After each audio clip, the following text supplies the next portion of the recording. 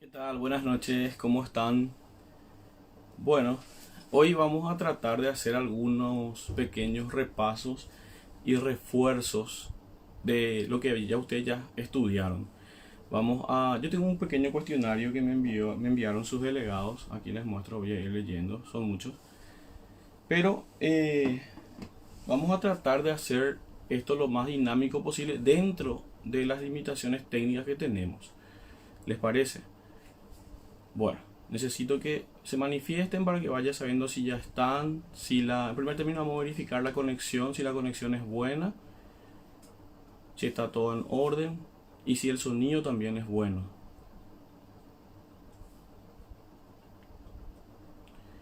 Tengo entendido que hay un delay de unos cuantos segundos, así que vamos a aguardar. ¿Me escuchan?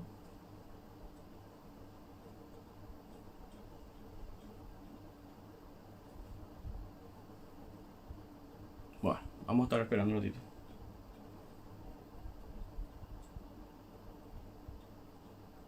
Si me escuchan, por favor, me avisan. A los delegados también les voy a pedir que me avisen aquí si está todo bien.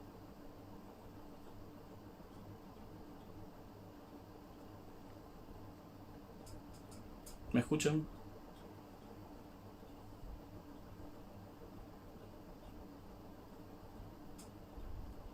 Voy a cerciorarme eso.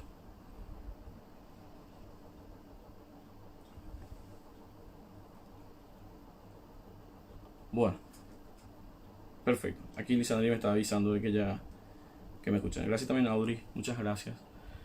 Bien.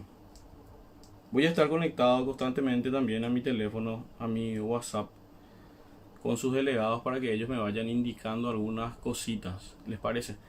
Vamos a tratar de hacerlo más interactivo. No utilicé otras plataformas porque en las otras plataformas ustedes sabrán que existen multipantallas y a mí personalmente eso me desconcentra un poquitito, entonces elegí a hacerlo como venimos haciéndolo. Bueno, vamos a empezar dando algunos consejos, algunos tips y para que ustedes puedan estudiar con mayor tranquilidad. En primer término, como habíamos dicho, el examen empieza en la lección 1 hasta la lección 19. En ese sentido, nosotros tenemos que entender de que vamos a utilizar dos recursos muy importantes, ¿verdad? El primero, ustedes van a ver al revés por el efecto de la cámara, ¿verdad? Que es el libro del doctor Bonifacio Ríos. Y el más importante, en segundo término también, es el Código Civil. Para aquellos que no estaban leyendo el código, les cuento que tienen por lo menos 3 días para leerlo. ¿Por qué? Porque el examen de obligaciones tiene muchísimo de casuística. Y en ese sentido, tenemos que saber de que el doctor Ríos utiliza los conceptos de obligaciones, el código civil y lo pone en un caso. Y les voy a ir dando ejemplos de esa situación para que ustedes puedan saber cómo funciona. Bueno, pero vamos a hacer un refresh, vamos a tratar de hacerlo lo más didáctico posible a pesar de la forma que lo vamos a hacer. Bien, el programa de obligaciones vamos a desarrollarlo hasta donde podamos por lo menos y les voy a explicar algunas cositas.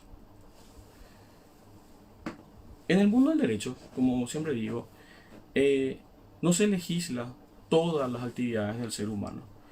El legislador toma en consideración algunas cuestiones, ¿verdad? No solamente del ser humano, sino también aquellas que son de la naturaleza, y le da una consideración y un efecto jurídico. En ese sentido, nosotros tenemos dos situaciones muy importantes. Uno son los hechos jurídicos y otros son los actos jurídicos. Yo siempre digo que el derecho no va a regular en general cómo alguien se va a cortar el pelo, cómo alguien se va a vestir en determinados casos, por lo menos ahora en el día a día. Si existen determinadas vestimentas para determinados lugares, como por ejemplo en el caso de los docentes, cuando van a tomar examen tienen que irse trajeados, los alumnos también. Pero en general el derecho no regula todas las cuestiones. No va a decir cuándo va a llover, no va a decir cuándo va a ser frío, cuándo va a ser calor, y todas esas cuestiones no están en el aspecto legal. Pero Cuando el derecho le otorga,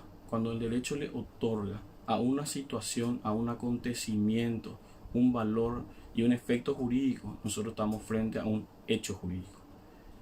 Qué importante es que entiendan esto, ¿por qué? Porque un hecho jurídico son sucesos, son acontecimientos que pueden crear, modificar, y dentro de la modificación existe la transferencia también, y pueden extinguir derechos y obligaciones, ¿verdad? En ese sentido, los hechos jurídicos son acontecimientos, sucesos que pueden ser naturales o pueden ser humanos. Los hechos jurídicos naturales, como por ejemplo una tormenta que causó un raudal y en ese raudal terminaron dañados vehículos o bienes de las personas y estos bienes estaban asegurados y el seguro cubría estos eventos. En ese caso, por ejemplo, esa tormenta que causó un suceso, un acontecimiento y produce efectos jurídicos se va a llamar hecho jurídico. Y estamos frente a un hecho jurídico de carácter natural. Bueno, también existen hechos jurídicos de carácter humano, como por ejemplo un accidente de tránsito donde ocurre una situación involuntaria, ¿verdad? También nos encontramos frente a lo que en la evolución del conocimiento de esta parte del programa nos dice que se llama actos jurídicos.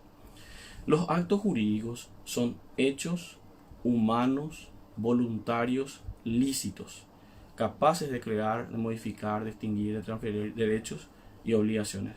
¿Cuál es la diferencia sustancial y más importante entre un hecho jurídico y un acto jurídico? Es que los hechos jurídicos pueden ser naturales o pueden ser humanos, y los actos jurídicos solamente son humanos y son voluntarios, o sea, tienen elementos de intención, discernimiento y libertad para que puedan ser realizados, y tiene como fin inmediato también, como los hechos jurídicos, crear, modificar, extinguir derechos y obligaciones. Esto es fundamental para que ustedes puedan entender cómo opera el derecho. Tal es así de que en nuestro programa, aquí una pregunta que me enviaron hoy es hecho como fuente y hecho como objeto. Fíjense de que la fuente es de donde nace, de donde surge, de donde probablemente se va a nutrir algunas cuestiones, ¿verdad? Entonces, el código civil, lo que hace la ley en sí, lo que realiza es la siguiente función. Toma, por ejemplo, una lluvia, una tormenta, un granizo, ¿verdad? Y si esto genera efectos jurídicos, crea, modifica o extingue derechos y obligaciones, ¿qué es lo que le da? Le da un valor. Y a partir de ese hecho jurídico, de esa tormenta, de ese granizo, es su fuente. Pero a la vez también es objeto, en el sentido de que es lo que va a estudiar y donde se va a realizar la norma jurídica, se va a operativizar. Porque en sí la norma jurídica, si ustedes se fijan en su código, solamente establece una situación, prevé una situación. No obstante, si esto no ocurre en la vida real, la norma jurídica quedará ahí y no se va a poder aplicar. Entonces, cuando ocurre lo que en la norma se establece, nosotros estamos diciendo que es un hecho que sirve como fuente del derecho. Bueno, aquí me pidieron, dentro de las preguntitas que tengo, ¿verdad? Enseguida voy a habilitar los comentarios porque no sé por qué las pasadas me salían los comentarios, pero ahora no me están saliendo, no les estoy leyendo, esa es la realidad. Pero vamos a corregir eso enseguida. Eso es con respecto a la lección 1, que es muy importante que ustedes entiendan la diferencia entre hecho jurídico y acto jurídico. Aquí a mi derecha tengo la notebook, así que por eso no estoy haciendo esto. Acá abajo tengo mi libro, mi código, por si de repente no estoy mirando la cámara. Bueno, en la lección número 2 quiero hablar de una cuestión muy importante, súper importante.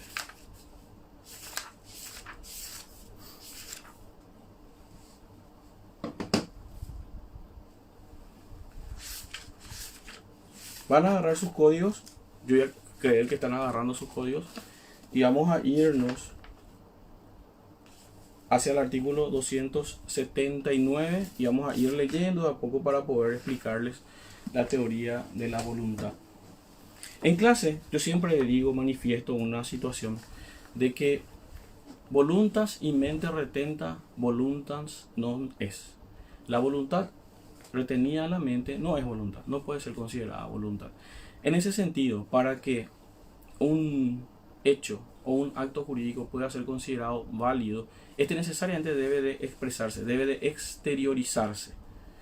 Más en el caso de los actos jurídicos, pues cuando son hechos humanos voluntarios, lícitos, capaces de crear, modificar o extinguir derechos y obligaciones, en ese caso se requiere de que se exteriorice lo que la persona pretenda realizar. Como por ejemplo, si yo quiero comprar un vehículo y quiero comprar un vehículo del doctor Juan Blanco, que es mi compañero, entonces yo voy a realizar un acto jurídico, un hecho humano voluntario lícito, donde voy a manifestar de que quiero comprarle un vehículo al doctor Juan Blanco, que es su propiedad, que le quiero pagar la suma de $20,000 por su vehículo, por un vehículo bastante lindo, y él también en el mismo acto jurídico, un hecho humano voluntario lícito, me va a mí a aceptar los $20,000 y me va a entregar el vehículo, y nos comprometemos posteriormente a realizar las escrituras públicas, ¿verdad?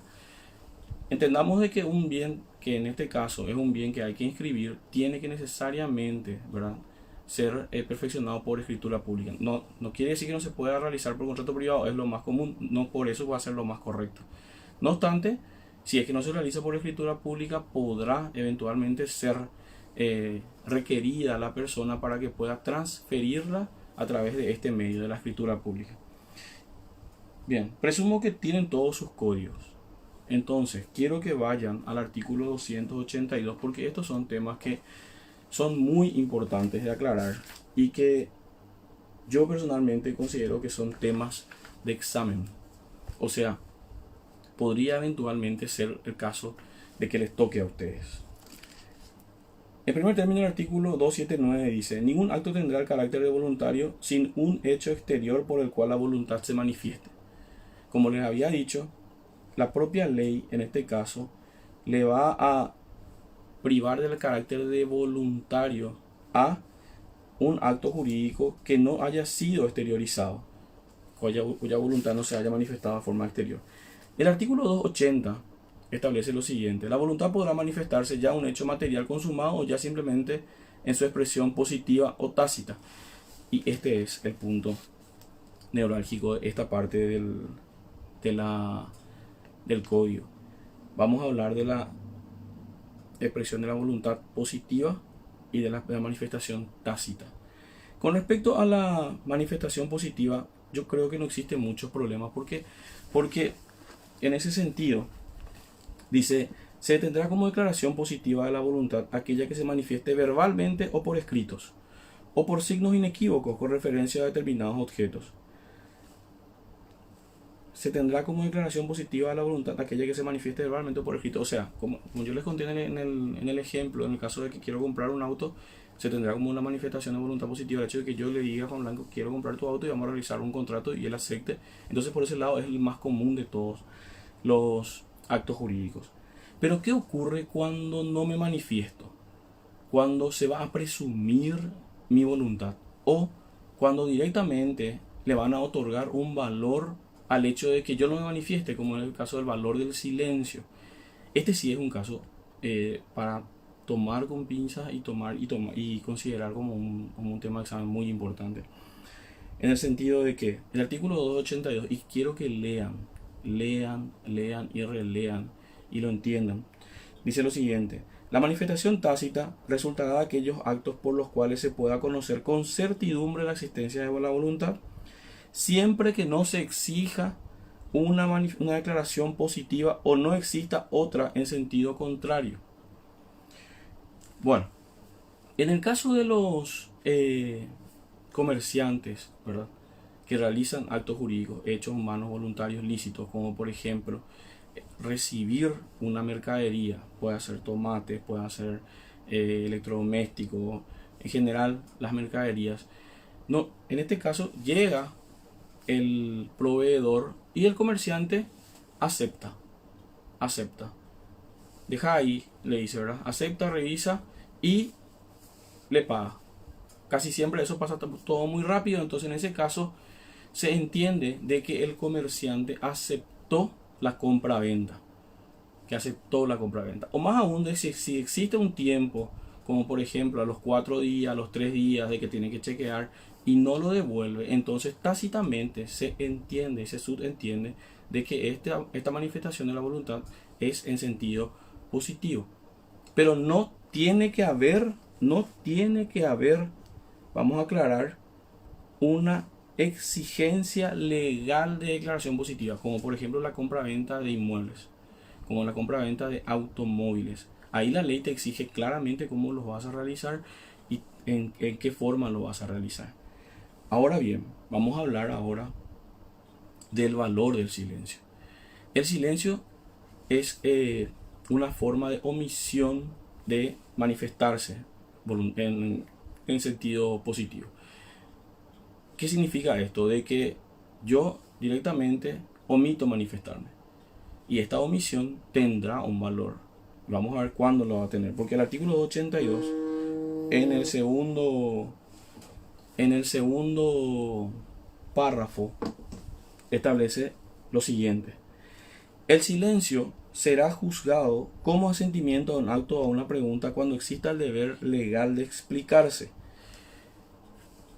Imagínense, hay un viejo adagio que acá no vamos a aplicar que dice el que calla otorga. Bueno, no, en este caso no ocurre esto. El silencio sola, única y exclusivamente tendrá validez, según el artículo 282, párrafo segundo, cuando exista un deber legal de explicarse. En ese sentido, como por ejemplo cuando existe una demanda donde se le intima a la persona a que venga a reconocer su firma, bajo apercibimiento de que si no viene a reconocer su firma se tendrá por suya la misma. En ese caso la ley establece que la omisión de reconocer una firma se tendrá como asentimiento de que el documento fue firmado por esa persona. Esto ocurre mucho en el caso de los pagarés. Los pagarés que no fueron certificados por escribanía, uno puede perfectamente certificarlo aquí en su sala o en cualquier lado, en su escritorio, en su despacho, donde guste. Y posteriormente no pudo pagarlo. ¿Y qué pasa? El acreedor tiene que realizar una acción que se llama acción preparatoria de juicio ejecutivo. ¿Qué es lo que se hace ahí? Como ustedes estudiaron la parte de instrumentos públicos, la primera característica de los instrumentos públicos es que no hacen plena prueba. O sea que necesariamente tienen que ser reconocidos para que puedan ser válidos en juicio. Y entonces el juzgado toma el pagaré, lo tiene allí y le invita, ¿verdad? En realidad le compele al deudor a que venga a reconocer su firma. Y le dice, si usted no viene a reconocer su firma, nosotros vamos a tener como si fuera que la firma es suya. Entonces el valor de silencio, en este caso, solamente es válido cuando existe un deber legal de explicarse. Bueno, estos dos puntos, les aclaro, son temas que yo personalmente siempre pregunto y también lo hace el doctor Ríos Ábalos. Voy a seguir con nuestro pequeño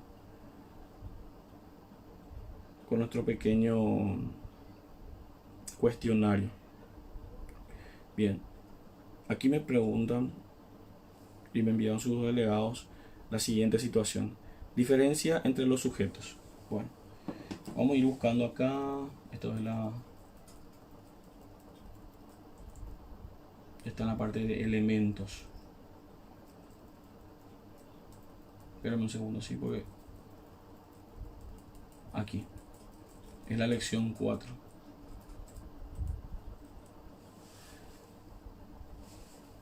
Muy bien.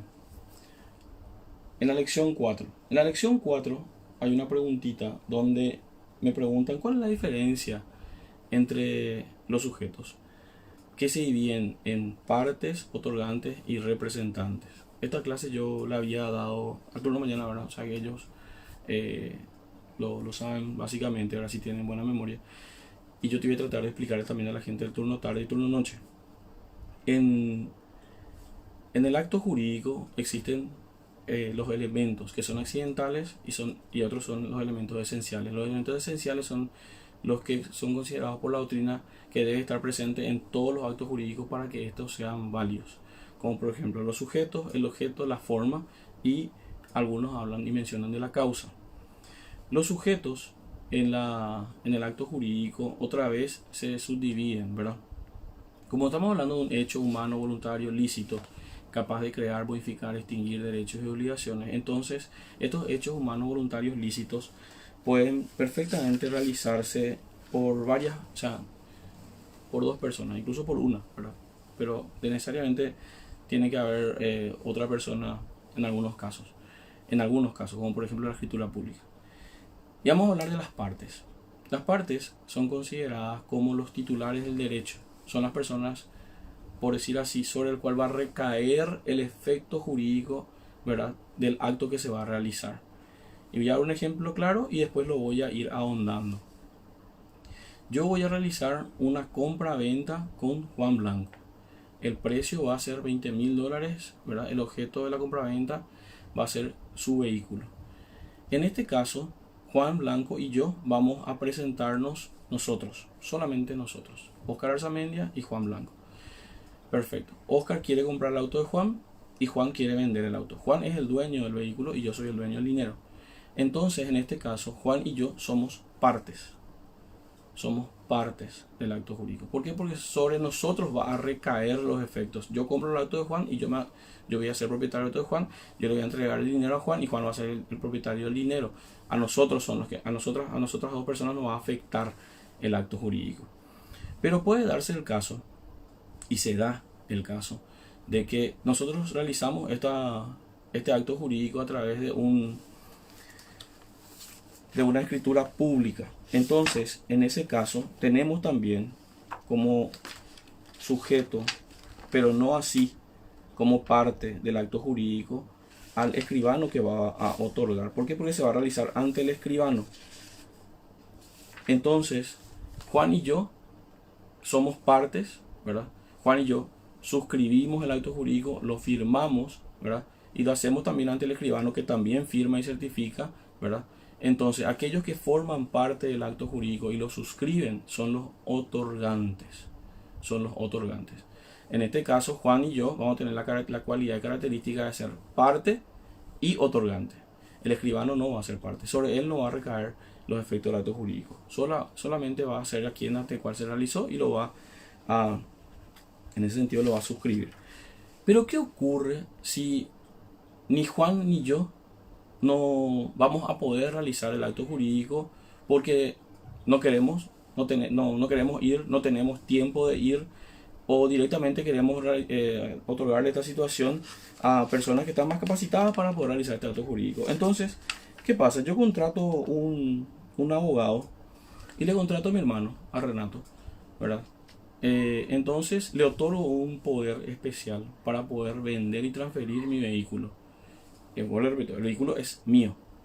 Mi hermano Renato se va a ir en representación mía a realizar el acto jurídico. Y Juan también hace lo propio y lo suyo y le otorga un poder especial también para poder vender su vehículo, ¿verdad? A su hermano. Y su hermano se llama Gerardo. Entonces, en este acto jurídico de compra-venta van Renato en representación de Óscar Arzamendia y Gerardo en representación de Juan Blanco. Entonces, en este caso, los representantes son aquellas personas que van a realizar actos jurídicos en nombre y representación de las partes. Y los efectos del acto jurídico van a recaer sobre las partes. En este caso, siempre va a recaer sobre Óscar y sobre Juan. Pero los representantes, como van a suscribir el acto jurídico, ¿verdad?, ellos se van a ir a la escribanía, se van a presentar su poder, le van a presentar esto al escribano, ¿verdad? En ese caso van a comentar de que ellos vienen en representación de Óscar, en el caso de Renato, Gerardo en el caso de Juan, y va a estar el escribano. El escribano ya sabemos que también va a formar parte porque va a certificar de que el acto jurídico se realiza así, porque la ley exige que él tiene que estar presente en esa clase de actos jurídicos donde los bienes inmuebles, los bienes registrables tienen que tener constancia. En ese caso, Renato y Gerardo van a actuar como representantes y otorgantes del acto jurídico. Entonces, las partes son los titulares de derechos, son los sujetos sobre los cuales recaerá el efecto del acto jurídico. Los otorgantes son los que suscriben el acto jurídico Y los representantes son aquellos que van a ir en nombre y representación de las partes a realizar el acto jurídico. Y saben cómo, así como les indiqué en este caso, saben cómo se da, por ejemplo, podría darse un ejemplo de examen. Les voy a decir. Óscar Arzamendia quiere comprar un vehículo de Juan Blanco, ¿verdad? Eso está bien claro. Juan Blanco envía a su representante Gerardo Blanco a realizar el acto jurídico. Entonces, la pregunta va a ser, ¿qué es Óscar Arzamendia? Parte y otorgante. ¿Qué es Gerardo Blanco? Va a ser representante y otorgante. ¿Y qué es Juan Blanco? Va a ser parte. Él no va a ser otorgante. ¿Por qué? Porque él no suscribió el acto jurídico. Entonces, quiero que tengan muy en cuenta esa situación, porque así se presenta en muchos de los casos el examen de obligaciones. Y bueno, repito, tiene mucho que ver con el código. Por eso el examen de obligaciones es un poquito complicadito, pero es fácil porque todas las respuestas están en el código civil. Todas las respuestas están en el código. Nada queda de la subjetividad. Cuando se plantea el caso, directamente se establece de que la respuesta está en el código civil. Ya les aclaro eso. Esperen un ratito, por favor, porque quiero seguir leyendo aquí algo.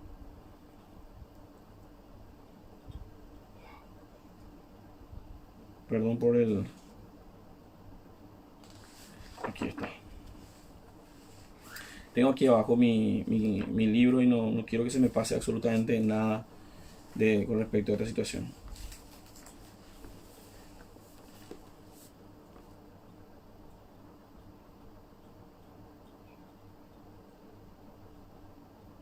Sí. En el caso del otorgante, el doctor Ríos incluso habla así de una manera espectacular en su libro, ¿verdad? Aquí está, ¿verdad?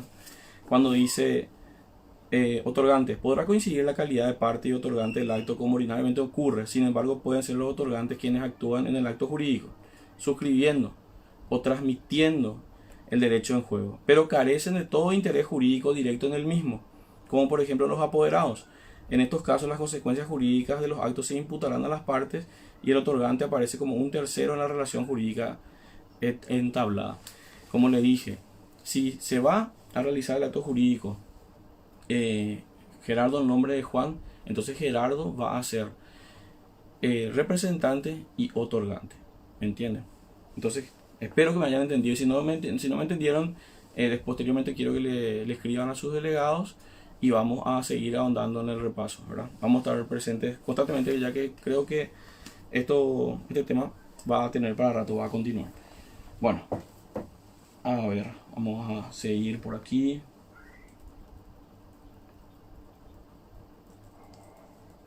Bueno, artículo 299. Artículo 299 de nuestro código.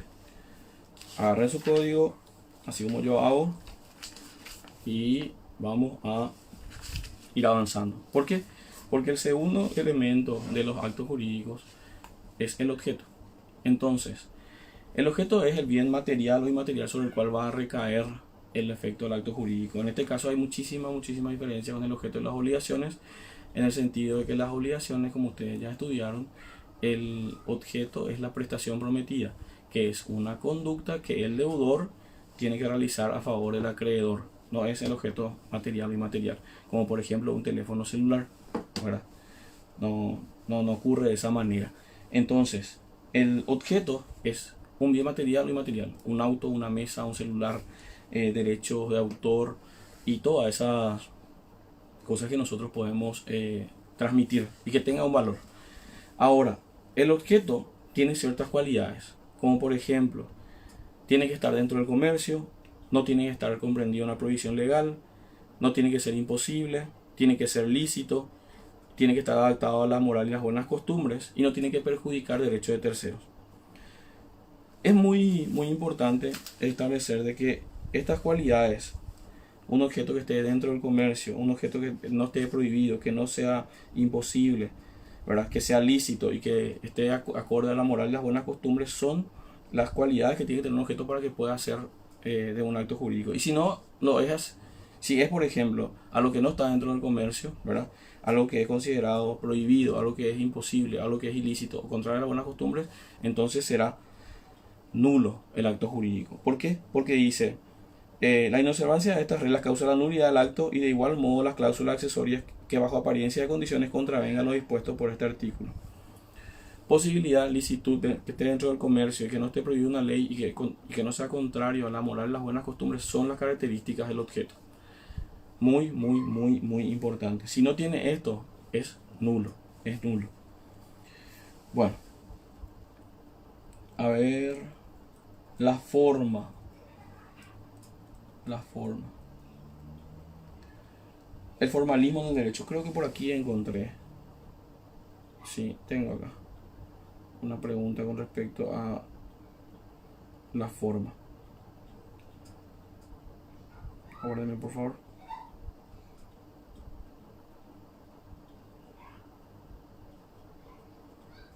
Bueno. Los actos jurídicos pueden, como yo les dije, pueden ser no formales, formales no solemnes y formales solemnes, ¿verdad?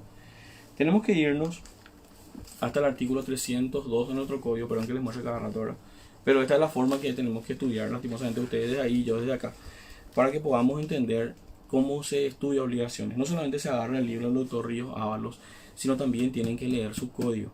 Si no leen su código, probablemente están haciendo solamente el 40 o 50% de los deberes bien, y eso no se va a poder ajustar a una buena calificación en ninguno de los ámbitos, ¿verdad? ¿Por qué?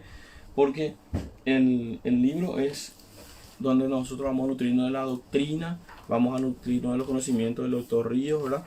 Y el código nos va a decir exactamente qué es lo que nosotros precisamos saber con respecto a una que otra situación.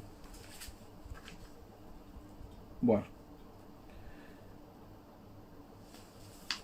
vamos a leer un ratito la forma, como bien les dije a ustedes. Vamos a leer el artículo 302. Bueno, cuando nosotros queremos realizar un acto jurídico, ¿qué es lo que usualmente hacemos? Como dijimos de que todos los actos jurídicos tienen que tener una manifestación positiva, ¿verdad? En casi todos los términos, tenemos que materializar este acto jurídico. Y cada acto jurídico tiene que salir de nuestra mente y tiene que establecerse en un documento, ¿verdad? En un instrumento que es un documento que se reserva a las escrituras, a lo que está escrito. Entonces, la ley, en su artículo 302 para adelante, nos da algunas situaciones bien particulares que son muy importantes. Y siempre yo dije de que este tema del formalismo fue avanzando y fue descomprimiéndose durante la evolución de la historia. ¿Por qué? Porque el formalismo antes en Roma era bien establecido, bien solemne. Tenía que haber fórmulas, tenía que haber palabras, las personas tenían que decir cómo tenían que realizar cierta actividad, incluso cuando se iban a transmitir bienes, pues eso se hacía prácticamente en un teatro, en un estadio, donde los otros eran testigos y allí se realizaban los actos jurídicos a través de fórmulas para que puedan traspasarse en la propiedad. Esto fue descomprimiéndose, ¿verdad? ¿Por qué? Porque lleva mucho tiempo, no era muy práctico y las transmisiones de las propiedades empezaron a crecer radicalmente. Entonces se creó la teoría de la libertad de las formas, que está establecida en el artículo 302, que dice: en la celebración de los actos jurídicos deberán observarse las solemnidades prescritas por la ley. Ahí, en la primera parte del artículo 302, habla claramente de que si la ley establece una forma, de esa forma tenemos que realizarlo. Pero, ¿qué pasa si nosotros no tenemos una forma? El código no establece una forma para poder realizar el acto jurídico. Entonces, en la propia ley dice así, a reloj seguido, que a falta de regla especial, las partes podrán emplear las formas que estimen conveniente. A esto es lo que se refiere cuando habla de actos no formales. Cuando no existe una regla especial para realizar un acto jurídico, entonces estamos frente a actos no formales. Si existe una regla, ¿verdad? Entonces estamos frente a actos formales. Si la regla establece de que si no se cumplen todos los requisitos establecidos en el código, entonces este acto jurídico se considerará acto jurídico formal solemne. Solemne. Y cuando, aunque no se cumpla todos los requisitos establecidos en la ley le otorga cierto valor, entonces estamos frente a un acto jurídico formal no solemne. Vamos a aclarar, si estamos frente a un acto jurídico que dice, si no se cumplen todos los requisitos, estamos frente a un acto jurídico formal solemne. Solemne. Bueno, como por ejemplo las escrituras públicas. La escritura pública es el caso más claro de un acto jurídico formal solemne. También los testamentos, el matrimonio, ¿verdad? Y un acto jurídico formal no solemne, por ejemplo, es un contrato de compra-venta de un teléfono celular, un contrato de alquiler y cuestiones así. Bueno, ¿cuál es la diferencia entre los actos jurídicos formales que son no solemnes y los solemnes? Como recién les dije, se da en primer término de que el acto jurídico formal no solemne se puede perfectamente separar la voluntad, ¿verdad?, de la solemnidad. El instrumento va a servir para, si en caso de que no se cumpla alguno de los requisitos establecidos en ese acto jurídico formal no solemne, ese instrumento va a poder servir para poder demostrar la voluntad de las partes como un principio de prueba por escrito. Pero en el caso de los actos jurídicos formales no solemnes, esta lastimosamente es declarado nulo de ningún valor, ¿verdad? No se puede separar la voluntad de la forma. O sea, si vos estableces una escritura pública, un testamento, por ejemplo, y ese testamento no se llevó a cabo de la forma requerida, lastimosamente la voluntad de que quiso realizar el testamento no va a poder ser aplicada en la vida real, porque están unidos la forma con la voluntad, ¿verdad?, dentro del mismo acto jurídico.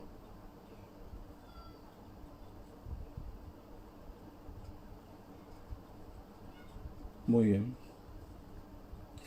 Vamos a irnos al artículo 700 y 701 para poder hablar un poquitito de los actos jurídicos formales solemnes y no solemnes, que es muy muy importante. El artículo 700, por dar un ejemplo, ¿verdad?, establece cuáles son los hechos, deben ser hechos en escritura pública, como por ejemplo los contratos que tengan por objeto la constitución, modificación, transmisión, renuncia o extinción de derechos reales sobre bienes que deban ser registrados. Vehículos, barcos, aviones, casas, todo eso debe ser realizado por escritura pública. Bueno, pero ¿qué pasa? Dice el 701. Los contratos que, debiendo llenar el requisito de las escrituras públicas, fueron otorgados por instrumentos privados o verbalmente, no quedarán concluidos como tales. ¿Qué significa esto en el artículo 701? Si yo realizo un contrato de compra-venta de un vehículo por contrato privado, yo no puedo pretender de que ese contrato privado valga como instrumento público. No va a valer como instrumento público. Es más, dice otra vez, los contratos que, debiendo llenar el requisito de la escritura pública, fueron otorgados por instrumentos privados o verbalmente, no quedarán concluidos como tales mientras no estuviere firmada aquella escritura. Valdrán, sin embargo, como contratos en que las partes se hubieran obligado a cumplir esa formalidad. Estos actos, como aquellos en que las partes se comprometieran a escriturar, quedan sometidos a las reglas sobre obligaciones de hacer. Si yo compro un vehículo por contrato privado, no quiere decir que el contrato privado va a ser una escritura pública, y eso tiene muchísimas connotaciones en el ámbito registral, ¿verdad? Hasta que yo no firme la escritura pública, en ese caso no va a poder ser válido la transferencia de este vehículo. Pero, aclaro, el artículo 701 en su segundo párrafo dice: estos actos, como aquellos en que las partes se comprometen a escriturar, quedan sometidos a las reglas sobre las obligaciones de hacer. Yo le puedo demandar al dueño del vehículo a que me transfiera el vehículo por escritura pública, que se llama las demandas de obligaciones de hacer escritura pública. Para eso sí sirve el contrato privado, pero vamos a aclarar, el contrato privado bajo ningún sentido perfecciona la forma que tiene que transferirse un auto, una moto, una casa, un buque, un avión, que son necesariamente vehículos, o sea, objetos que tienen que estar registrados. Por favor, quiero que tengan muy en cuenta eso. Porque le puede salir esto, el artículo 701 en el examen. Aguárdenme, por favor. Bien.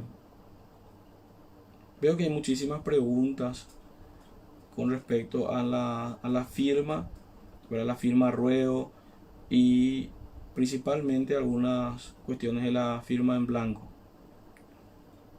Bueno. Acá en la unidad 5, una alumna le envió, no me acuerdo a qué delegada, le aclaro bien.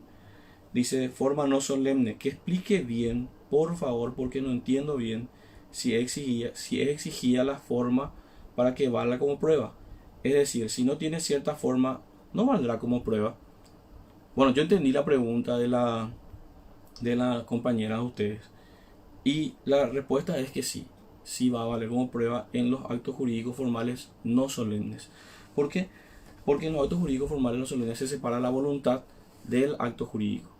Se puede perfectamente, aunque si es que esta voluntad no fue realizada de acuerdo a lo establecido por las leyes, pero la ley no le priva de efecto, o sea, no declara nulo el no cumplimiento de todos los requisitos, entonces se puede perfectamente utilizar como prueba un acto jurídico no formal, formal no solemne en un juicio.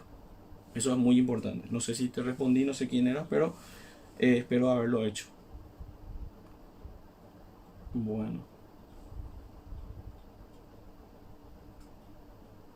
Pues ya acá me pidieron algo más. Espérenme un ratito, por favor.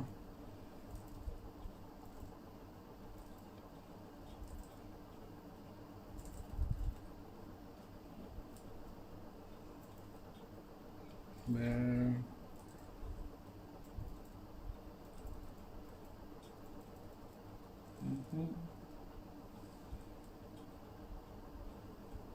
Ok.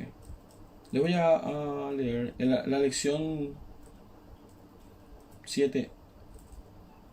Quiero dejarle algunos datos muy importantes. Muy importantes, de verdad, exageradamente importantes. La lección 7 tiene varias cuestiones que pueden ser preguntas de examen. Y en primer término le voy a hablar de las condiciones de validez de los instrumentos públicos. Pero antes de eso voy a hablar de que existen dos divisiones, ¿verdad? Entre los instrumentos privados y los instrumentos públicos, que tienen ciertas cualidades y características distintas. Como por ejemplo, los instrumentos privados pueden ser realizados a cualquier hora, cualquier día y en cualquier idioma. Primera cualidad. Los instrumentos públicos se tienen que realizar en idioma oficial, que tiene que ser español, o sea, castellano y guaraní. Casi siempre está presente, o sea, tiene que tener como característica la presencia de un oficial público, ¿verdad? Y hacen plena prueba. En el caso de los instrumentos privados, para que nosotros queramos hacer valer como prueba, por ejemplo, un contrato, tenemos que pedirle a la otra persona que reconozca su firma. Y si niega la firma, peritar su firma para que ésta pueda decir de que ese instrumento fue firmado por él. En el caso de los instrumentos públicos no es necesario llamarle a la persona para que reconozca su firma. ¿Por qué? Porque como tuvo intervención un oficial público, se presume que la firma es de esa persona. Como por ejemplo en una escritura pública estuvo presente el escribano, y el escribano dice que vio que se firmó y que esa persona fue la que firmó esa escritura pública. Entonces por eso se dice que hace plena prueba. Pero quiero que sepan, ¿verdad?, de que este artículo 376 es uno de los artículos más importantes con respecto a nuestro examen del lunes. Las condiciones de validez de instrumento público. Por ejemplo, para que un instrumento público sea válido, tiene que tener básicamente tres condiciones de validez. Que el autorizante obre dentro de los límites de sus atribuciones en cuanto a la naturaleza del acto. Como por ejemplo, un escribano puede hacer una escritura pública, ¿verdad? Pero un escribano no puede realizar un matrimonio. Eso se queda a cargo del oficial del registro civil. Para que tiene que obrar dentro de los límites de sus funciones para que pueda ser válido. Pues lo repito, el escribano público es básicamente una persona que es depositaria de la fe pública y es un oficial público que en muchísimos actos jurídicos, como por ejemplo establecido en las escrituras públicas, él forma parte obligatoria de ese acto jurídico. Se tiene que realizar ante el escribano. Pero él no puede realizar casamientos, ¿me entienden? El policía, por ejemplo, es un oficial público. A las actas de los policías son instrumentos públicos. El Estado le otorga a ellos la fe como para poder decir que lo que ellos vieron es lo que ocurrió. Y eso es muy importante de aclarar. Pero el policía no puede realizar escrituras públicas. El policía no puede casar a las personas, no casar con Z, casar con S, ¿verdad? Porque tenemos casos muy recientes de que podría considerarse como lo primero, casar con Z. Bueno, B, que se extienda dentro de la jurisdicción territorial asignada al oficial público para el ejercicio de sus funciones, salvo que el lugar fuera generalmente considerado como comprendido en aquel. Esto es muy importante, como por ejemplo cuando un oficial de registro público o un escribano, ¿verdad?, tienen su localidad donde pueden realizar el acto jurídico. Por ejemplo, un oficial de, vamos a decir así, de Yacycaní, ¿verdad?, no puede realizar casamientos en Asunción. Esto es con respecto a la competencia territorial. Lo primero era con respecto a los límites de la naturaleza del acto. Lo segundo es con respecto a la competencia territorial. Es muy importante. Y lo tercero, que llenadas las formas legales contenga la firma del funcionario autorizante, así como las de todos los que aparezcan como parte o testigos necesarios de él. Si alguna de las personas mencionadas no lo suscribiere, carecerá de valor para todos. Si en el acto que estamos realizando, en este caso, en la escritura pública, figuran 5 personas, ¿verdad? Las 5 tienen que firmar. Si no firma uno, el acto carecerá de validez. Y este último párrafo, que no figura como un inciso, es uno de los más importantes. La falta en el oficial público de las cualidades o condiciones necesarias para el desempeño del cargo o cualquier irregularidad en su nombramiento o recepción del empleo no afectará la eficacia del acto. Bueno, en este caso existen situaciones, ¿verdad?, donde el oficial público, por ejemplo, fue sancionado pero aún no fue notificado. Entonces no se encuentra todavía suspendido dentro de sus funciones. Si es que ocurre esa situación, el acto jurídico, ¿verdad?, será eficaz. Podrá ser eficaz, perfectamente eficaz. Bueno, esto, vuelvo y repito, 376 es súper importante. Bueno, a ver. Ok. Aguárdame un ratito. Me voy a ubicar en mi material de apoyo, como les dije. Siempre estudiando desde el libro y desde el código, ¿verdad? Les quiero dar otro tema que les va a gustar muchísimo. Vamos a irnos al plazo. Si me olvido de algo, vamos a seguir desarrollando el repaso, ¿verdad? Vamos a tratar ahora de hacer un pantallazo hasta donde pueda, ¿verdad? Porque quieras o no, es un poquito cansador, ¿verdad? Me falta un poco de training para hacer este tema de forma telemática. Y mañana yo vuelvo a tener clase con los chicos del turno mañana a las 8 de la mañana. Y voy a ponerme a disposición de la gente del turno tarde también. Y la gente del turno noche que pueda también ver a la tarde, también voy a dar repaso. Y vamos a tratar de hacerlo el sábado. El domingo lo que estoy en duda. Pero para el domingo ustedes ya tienen que saber todo. Así que ya depende de ustedes. Ahora vamos a hablar del plazo y un tema muy importante. Bueno.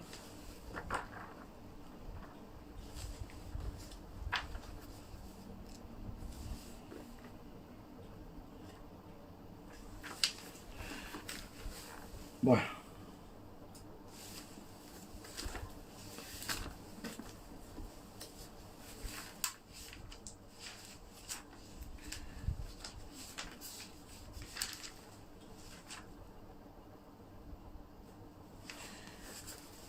Por favor, agarren sus códigos y fíjense que tuvimos el artículo 715, 716, ahora vamos a pasar al artículo 334. ¿Está bien? Vamos a hablar del plazo y de un tema muy importante. 334 en adelante.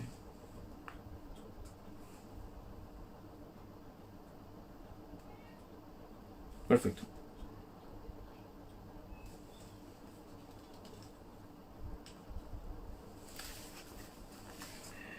Hay un tema que se llama caducidad del plazo.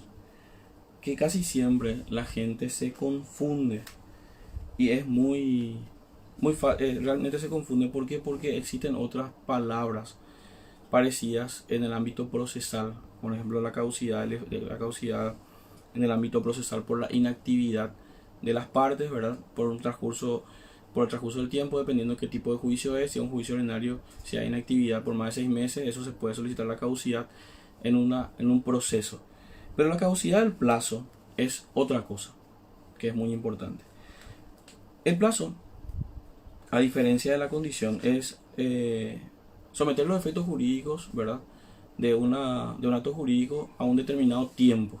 Como por ejemplo, yo digo de que voy a realizar algo el 31 de diciembre, ¿verdad?, que es mi cumpleaños. Entonces ese 31 de diciembre llega y yo tengo que cumplir con eso. Entonces yo hice un compromiso, un acto jurídico a plazo, ¿verdad? Pero también puede darse el caso de que existan obligaciones que se prorrateen, como por ejemplo pagar un determinado electrodoméstico a cuotas. En el artículo 336 es muy importante lo que vamos a dar. Dice: el deudor sometido a concurso no puede reclamar el plazo para el cumplimiento de la obligación. Aunque el término se hubiera establecido a favor del deudor, puede el acreedor exigir inmediatamente la prestación si el deudor hubiese disminuido por acto propio las garantías prometidas. Si la obligación fuere solidaria o afianzada, el plazo no decaerá respecto a los demás codeudores. ¿Qué significa? De que si una persona, ¿verdad?, que estaba endeudada a cuotas solicita convocatoria a acreedores, ¿verdad?, estas cuotas que aún no vencieron van a decaer y podrán ser exigidas en su totalidad. Esa es la caducidad del plazo. También se puede dar, por ejemplo, por incumplimiento de una de las partes, como por ejemplo el no pago de 3 cuotas. El no pago consecutivo de 3 cuotas hará caducar todas las demás. Entonces, cuando por causa del deudor no se cumple con los plazos establecidos, la ley, ¿qué es lo que hace? Hace que aquello que tenía que vencer en diciembre venza a partir del incumplimiento, como por ejemplo a partir del incumplimiento de las 3 cuotas o a partir de que la persona cae en convocatoria de acreedores. Eso es lo que se conoce como caducidad del plazo, ¿verdad? El doctor Ríos, de una forma bastante clara, dice las siguientes palabras: la caducidad del plazo es el decaimiento anticipado del mismo. Esa expiración del término antes del vencimiento trae como consecuencia la exigibilidad de la obligación. Vuelvo, repito, en este caso se establece, por ejemplo, en determinadas cuotas o pagos parciales o determinado plazo, pero una persona cae en insolvencia y solicita su convocatoria de acreedores. A partir de ahí entonces decae el plazo y en ese sentido ya se vuelve a exigirle inmediatamente. Lo mismo pasa, por ejemplo, cuando una persona quita en cuota su electrodoméstico, su televisor, su heladera, no paga 3 cuotas, entonces podrá ser exigido todas las demás cuotas. Entonces se entiende por caducidad de plazo la privación de él antes de su vencimiento. Muy, muy, muy importante. El decaimiento anticipado puede responder a razones de orden legal o simplemente convencional. En este caso el artículo 336 es de orden legal. La ley dice y establece que una persona que solicita su convocatoria de acreedores, ¿verdad?, en ese caso sus acreedores podrán solicitar la totalidad de las deudas que estaban establecidas a plazo, o convencional en el caso de las personas que tienen sus cuotas de su electrodoméstico y otras cuestiones. Bueno, espérenme que, chicos, vamos a condición. Quiero hablar también de la condición. La condición suspensiva y la condición resolutoria, que también sale eso en el examen. Y es muy, muy, muy importante. La condición es en primer término, es una modalidad de los actos jurídicos, ¿verdad?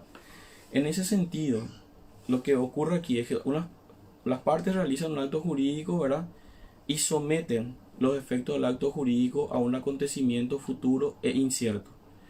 Esos efectos pueden ser, hay varias condiciones, ¿verdad?, pero yo le quiero hablar de 2 que son las más importantes, que son la condición suspensiva y la condición resolutoria, ¿verdad? En ese sentido, lo que se va a someter, por ejemplo, en el caso de la condición suspensiva, es el nacimiento de una obligación, el nacimiento de los efectos del acto jurídico. Voy a decir, yo voy a regalar 10 millones de guaraníes si Luqueño sale campeón. Luqueño es mi club, ¿verdad? Soy luqueño fanático de ultranza. Si Luqueño sale campeón de la Copa Libertadores, voy a pagar 10 millones de guaraníes. Bueno, ¿qué pasa? El día que Luqueño salga campeón de la Copa Libertadores, que no sé ni cuándo va a ser, ¿verdad? Porque hay clubes que ya están hace más de 50 veces en competencia y no salen. Entonces, ¿qué voy a esperar yo, mi querido Deportivo Luqueño? ¿Verdad? Entonces, el día que salga, los efectos van a surtir. Yo tengo que pagar 10 millones de guaraníes. Eso es lo que se conoce como condición suspensiva. Pero está lo otro, la condición resolutoria. Esa condición resolutoria tiene una cualidad muy importante que es resuelve, termina, hace que finalicen los efectos del acto jurídico. Como por ejemplo, yo les voy a dar la suma de 2 millones de guaraníes a un alumno de derecho, ¿verdad?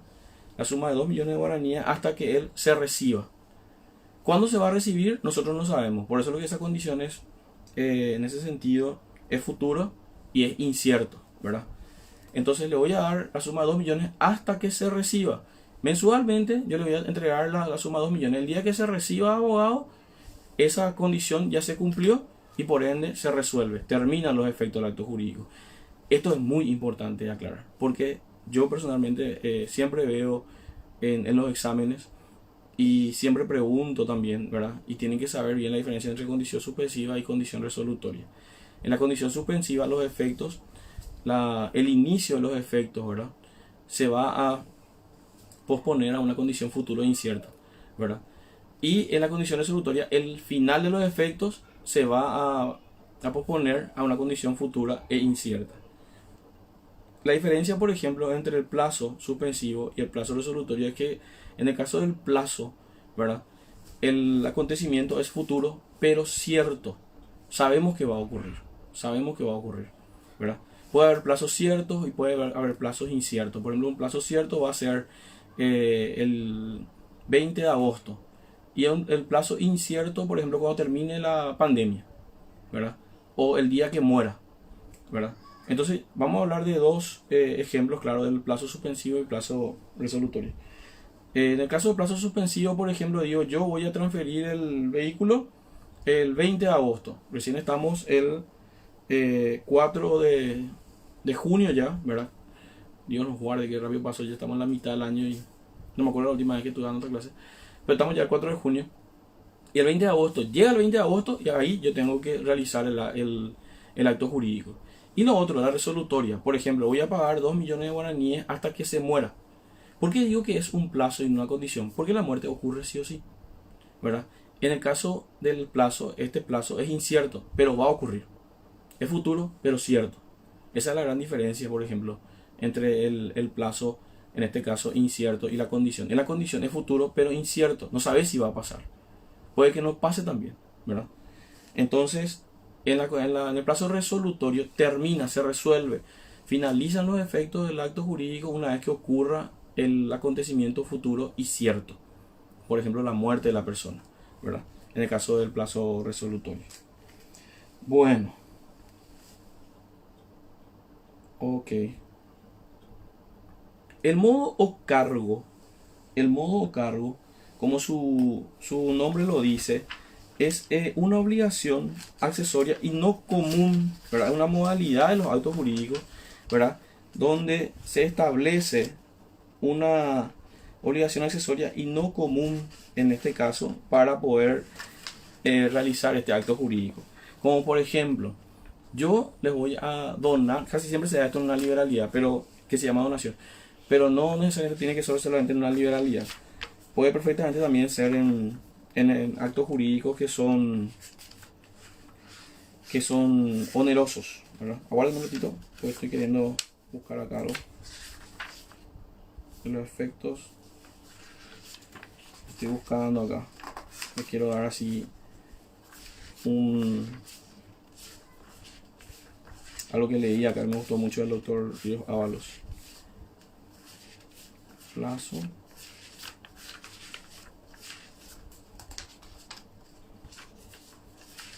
Aquí. Bueno, en el tema del modo cargo, ¿verdad? Es una obligación accesoria, como bien lo había dicho. Yo quiero a ustedes donarle la quinta que tengo en San Bernardino. Mentira, un ejemplo, no tengo ni una quinta en San Bernardino. Pero si la tuviese, me encantaría donarle a ustedes, a todos los alumnos que sufrieron de la pandemia. ¿Para qué? Para que se puedan ir a relajar entre todos una vez que es superada esta pandemia y si pasan obligaciones. Entonces, ¿qué voy a hacer? Yo voy a donarle a ustedes. La donación usualmente se da sin ningún tipo de carga, porque es modo cargo, sin ningún tipo de carga. Pero yo quiero, ¿verdad? Como luqueño fanático que soy, de que dentro de la propiedad se construya una piscina y en el fondo de la piscina esté el escudo, ¿verdad? El escudo del Sportivo Luqueño. Así también quiero que todos los días esté izada la bandera del Sportivo Luqueño. Y esa es la carga. Es una obligación accesoria a lo que nosotros vamos a realizar. Pero ¿qué pasa? Si este modo cargo se establece así de forma sencilla, ¿verdad? Si es que no se cumple, no va a surtir efectos de una forma inmediata, ¿verdad?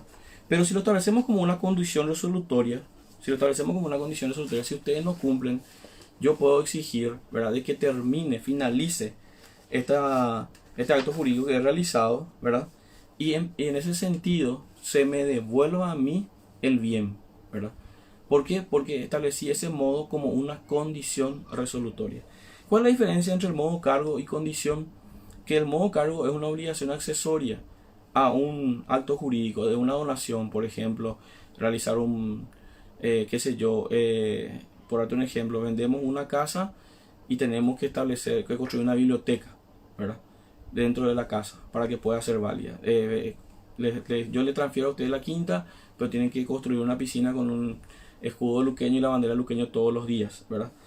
Entonces, esta obligación es excepcional, no es normal, no es común. Eso es lo que es muy importante que ustedes entiendan, ¿verdad? En el caso de la condición es, como les dije, hace nacer o hace terminar un derecho por un acontecimiento futuro e incierto, ¿verdad? Como por ejemplo, voy a arreglar 10 millones si Luqueño sale campeón de la Libertadores. Voy a pagar 2 millones de guaraníes mensuales hasta que te recibas de abogado. ¿Cómo se puede utilizar esto? Hay muchísima diferencia en ese sentido, ¿verdad? El primer término, el modo cargo, es algo excepcional, algo que no es común, un auto jurídico, ¿verdad? Pero para que yo lo pueda hacer valer como condición, y en ese sentido una condición resolutoria, tengo que establecer de esa forma, ¿verdad? Tengo que establecer de esa forma. Es decir, si no se cumple con el cargo de poner la piscina con el escudo luqueño y la bandera de luqueño, entonces terminará la donación y se tendrá que restablecer a mi propiedad, ¿verdad? Bueno.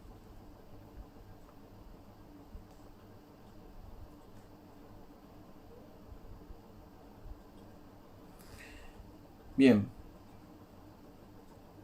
El artículo 329 de nuestro código, quiero que lean porque ahí es donde está nuestro secreto, establece el cargo como condición y dice lo siguiente, ¿verdad?